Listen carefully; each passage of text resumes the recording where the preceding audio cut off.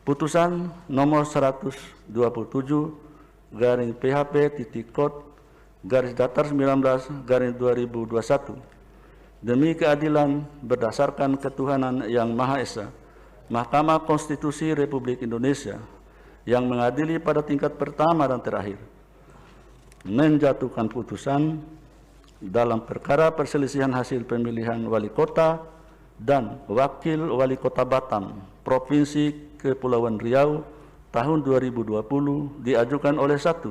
Dr. Insinyur Lukita Dinarsah Tuwo. 2. Dr. Andus Abdul Basit Has MPD. Berdasarkan surat kuasa khusus tanggal 21 Desember 2020 memberi kuasa kepada Bambang Yulianto SH dan kawan-kawan. Selanjutnya disebut sebagai pemohon terhadap Komisi Pemilihan Umum Kota Batam berdasarkan surat kuasa khusus nomor 1 memberi kuasa kepada Sigit Nurhadi Nugraha SH MH dan kawan-kawan. Selanjutnya disebut sebagai termohon berkenaan dengan permohonan di atas berikut ini: 1. Haji Muhammad Rudi, 2. Haji Amsakar Ahmad berdasarkan surat kuasa khusus nomor 003 dan seterusnya memberi kuasa kepada Hermawi Taslim SH dan kawan-kawan. Selanjutnya disebut sebagai pihak terkait membaca permohonan pemohon, mendengar keterangan pemohon, mendengar dan membaca jawaban termohon, mendengar dan membaca keterangan pihak terkait, mendengar dan membaca keterangan Badan Pengawas Pemilihan Umum Kota Batam, memeriksa bukti-bukti pemohon, termohon, pihak terkait, dan Badan Pengawas Pemilihan Umum Kota Batam, duduk perkara dan seterusnya dianggap dibacakan. Pertimbangan hukum 3.1 dianggap dibacakan. Kewenangan Mahkamah dalam eksepsi, Mahkamah berwenang mengadili permohonan dakwa, oleh karena itu eksepsi termohon dan eksepsi pihak terkait berkenaan dengan kewenangan Mahkamah tidak beralasan menurut hukum. Tenggang waktu pengajuan permohonan dalam eksepsi 3.4 sampai 3.4.5 dianggap dibacakan. Bahwa terhadap penetapan penghitungan suara pemilihan wali kota dan wakil wali kota Kota Batam tahun 2020 tersebut, Mahkamah dalam persidangan tanggal 5 Februari 2021 menemukan fakta sebagai berikut. 1.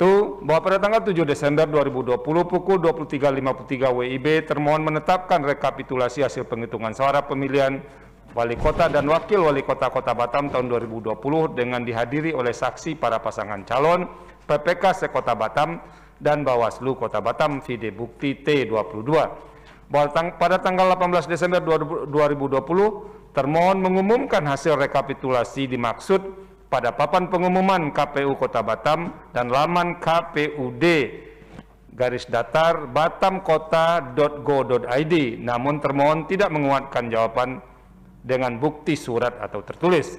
Terhadap jawaban termohon tersebut, Mahkamah selanjutnya mengunduh laman KPUD _batamkota.go.id dan mendapatkan fakta bahwa termohon telah mengumumkan hasil rekapitulasi sebagaimana dimaksud pada angka 1 di atas dengan mengunggah model D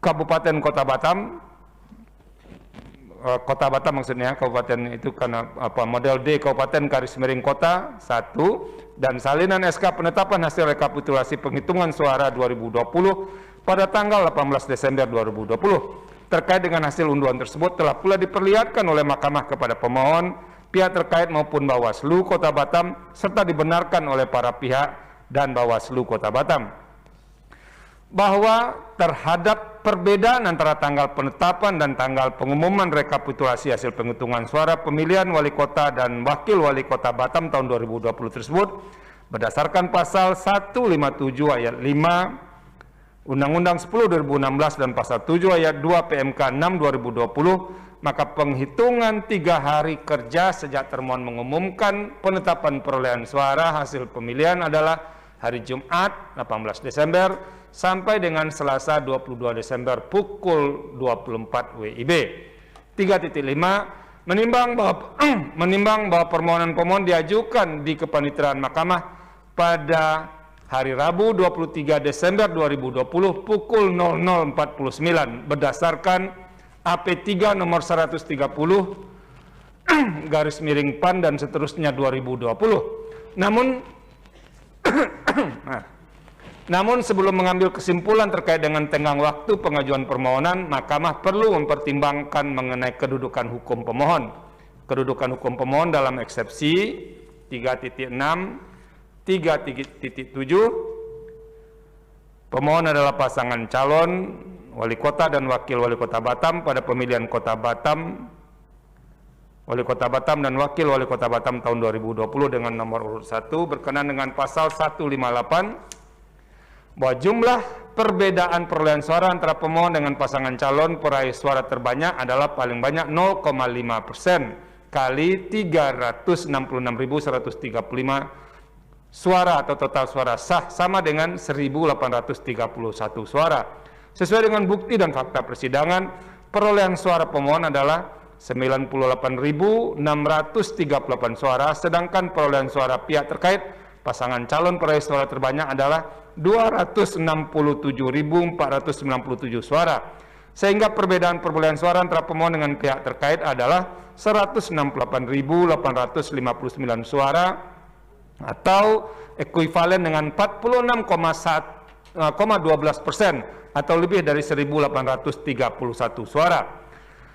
Bahwa pemohon mendalilkan ketidakterpenuhan persyaratan ambang batas pengajuan permohonan sengketa pemilihan wali kota dan wakil wali kota Batam tahun 2020 tersebut dikarenakan adanya pelanggaran yang bersifat TSM yang pada pokoknya meliputi penggunaan kewenangan, program dan kegiatan yang menguntungkan paslon nomor urut 2 selaku petahana antara lain 1, 2, 3, 4, 5 dianggap dibacakan vide bukti P4 sampai dengan P31.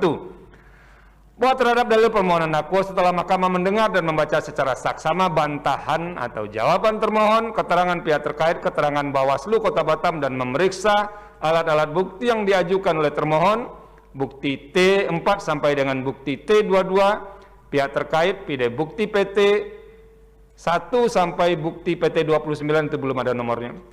Dan Bawaslu Kota Batam bukti PK2 sampai bukti PK30 serta fakta hukum yang terungkap dalam persidangan. Mahkamah berpendapat sebagai berikut: 1, 2, 3, 4, 5 dianggap dibacakan.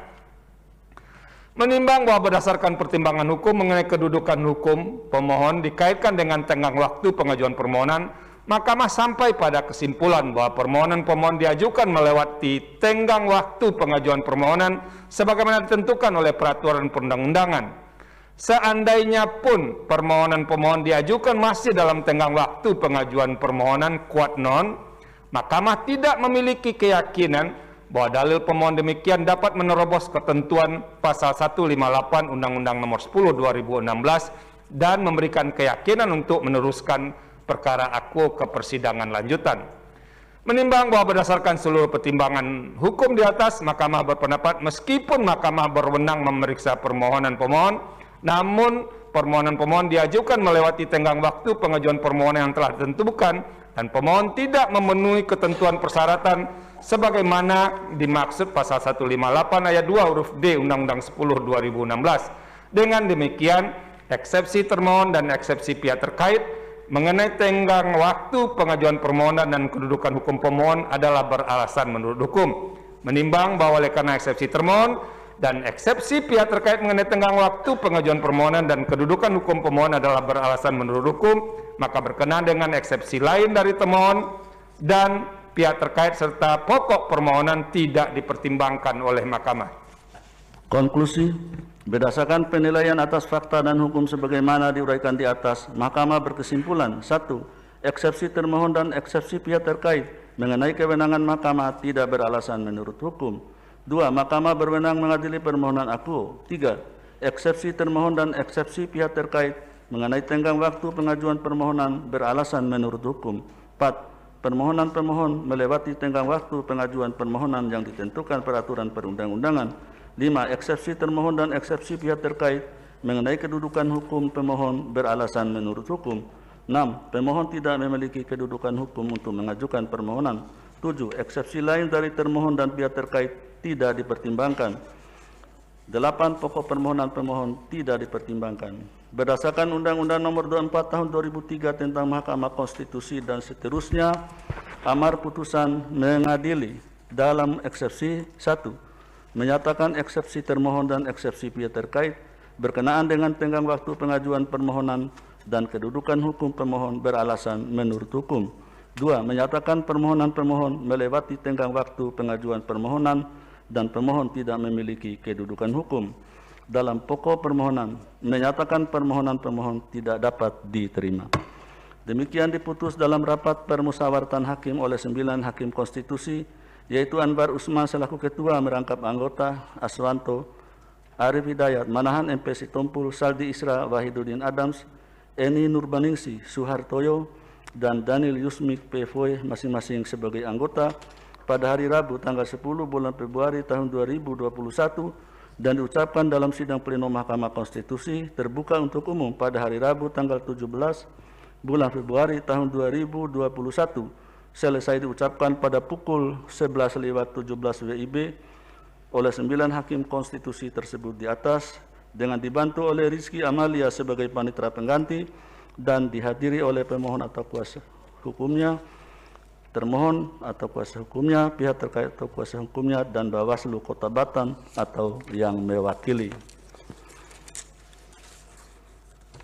Sebelum sidang ditutup, perlu disampaikan bahwa Mahkamah Konstitusi akan menyampaikan salinan resmi putusan yang telah dibacakan tadi kepada para pihak setelah sidang ini ditutup melalui email. Kemudian salinan fisik berupa berkas putusan akan dikirim kepada para pihak paling lambat 3 hari kerja setelah sidang pengucapan putusan.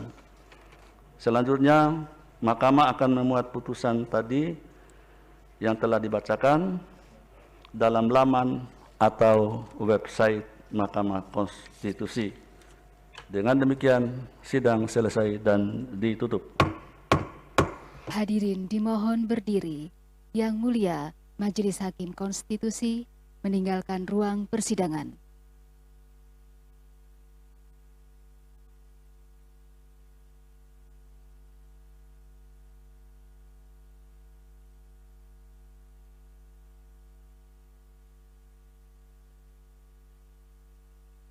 Hadirin disilakan duduk kembali.